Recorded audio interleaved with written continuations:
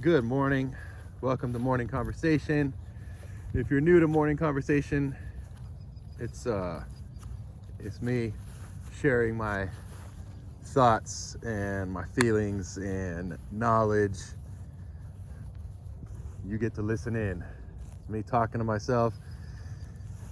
As I always say, if something you hear you take personally, you have choices. Either stop watching or just perhaps take a look in the mirror and examine yourself and maybe why you took that personally. Because the underlying reason with why you took that personally, whatever it was, there's something there. There's something there for you to work on. That's room to grow, right? So for example, I often say, and I truly believe, that 90% of people do not deserve and should not own a dog.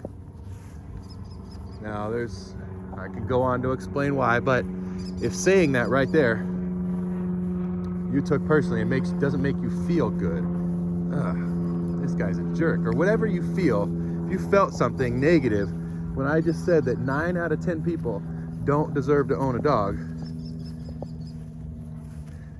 ask yourself, why did you feel negative there? Why did you bristle up? Most likely it's because some form of fashion you feel a little guilt, you feel a little shame because maybe you don't do enough with your dog. Maybe you have a dog who has some behavior issues that you've chosen not to address. Who knows? Maybe you just have some shame that you wish you could do more for your dog.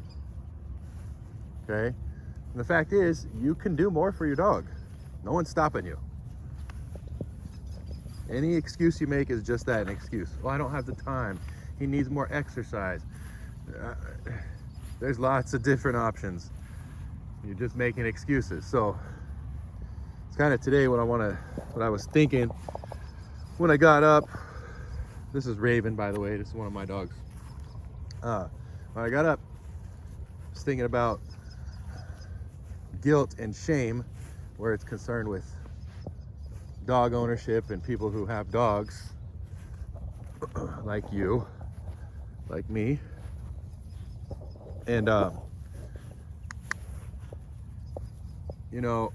lot, if you watch some of these morning conversations, I say some harsh stuff. It's real, it's authentic, it's factual, based on long time of experience, both owning dogs and working with thousands of people and their dogs. Here's the thing.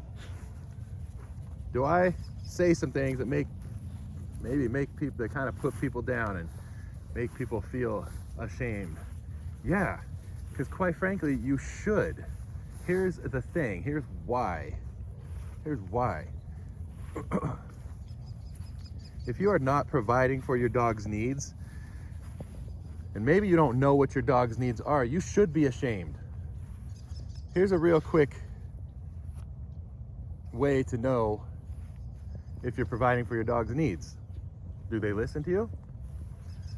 Are they calm when you need them to be? Do they destroy things in the house?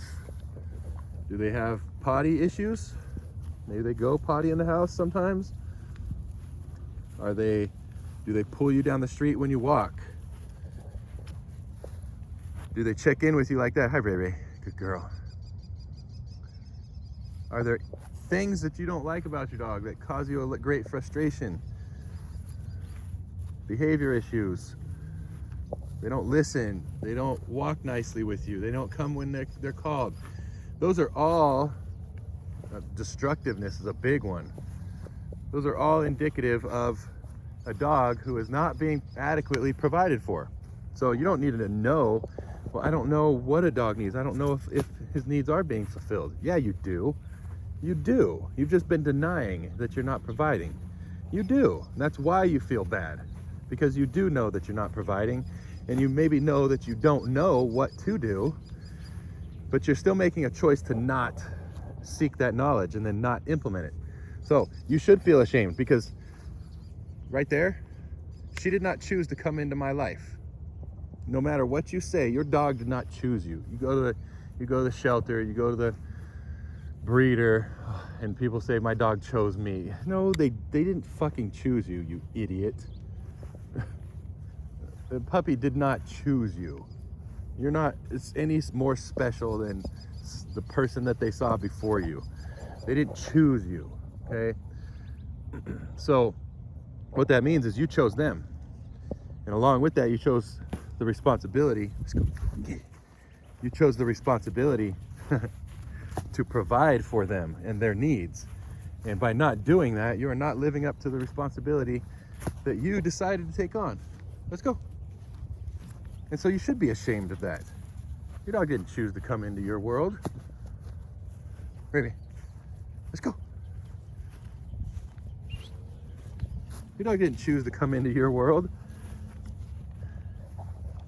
It's your responsibility to provide for your dog. It's your responsibility to train them. That is providing for them. That's education. Look at training as education. If you had a child, it's your job to educate them, teach them manners, teach them how to talk. I mean, it's your job. It's your responsibility. By having a child, you are assuming certain responsibilities. Now, children, those responsibilities are kind of backed up by laws and government, but you have a responsibility to your dog. And so if you're not providing for it, let's go get it. Come on. Then you should feel shame and you should feel guilty. If all you're doing is buying them toys, good girl. If all you're doing is buying them toys, giving them treats, giving them lovies and cuddles, and you walk them, and your walks are them pulling you down the street, and your walks are stressful. No one's really enjoying it. Come on. You're not providing for them, and you should feel bad about that. It's a shameful choice you're making to not provide for your dog, period. The knowledge is out there. The information is out there. So saying you don't know, let's go, is kind of bullshit. The knowledge is out there. Now, saying you don't know how to implement is different. But the knowledge is out there. Saying, I don't know what to do for my dog. Yeah, you do. It's either too much work and you're a lazy fuck. It's either too much time, which means your dog's not as important as other things that you allocate your time to, or it's too much money, which is also a bullshit excuse, because everybody spends money on bullshit that you don't need. Let's go. Instead of, if you have a dog that's not being provided for, spend a little bit. It's an investment in your dog, in the responsibility you signed up for, to learn and to get the help that you need. Even get 50% of the help. It's an investment, but you don't look at it that way. You look at it as a burden. Well, you chose that burden. It's your responsibility. It's your responsibility. So yes, if you don't know what your dog needs, the knowledge is out there. Implement it. So yes, absolutely. Just the same. I feel just the same. When I was a personal trainer decades ago, I feel the same as people who choose to not take care of their bodies physically. I just had a really good friend of mine have a heart attack. I'm not surprised. Let's go. The guy eats at Jewish delis 6 days a week. I mean, he smoked for most of his life. I mean, he's probably 30 to 40 pounds overweight easily. And you know what? He didn't always used to be like that. So he's let himself go. He has a 3-year-old child. He's got a wife. Man, like, you need to take care of your body, people. It's your responsibility. It's your responsibility to take care of yourself for those that you love. His wife and his 3-year-old daughter can't get him in shape. They can't make him eat healthier. They can't make him do some push-ups and go for a walk. They can't do that. It's your responsibility. You have one body, and if you are disrespecting that one body by not helping it function optimally, physically, mentally, emotionally, you should be ashamed. You should feel bad. Absolutely. Absolutely. Because you're making a choice. You don't have to feel shamed. You don't have to feel bad about it, because you can do something about it. You can change. I don't care if you're 200 pounds overweight, good girl. You can still do something about it. I don't care if you got a thyroid issue. You can still do something about it. Hi, mama. Easy, good girl. So, you should feel ashamed. Absolutely.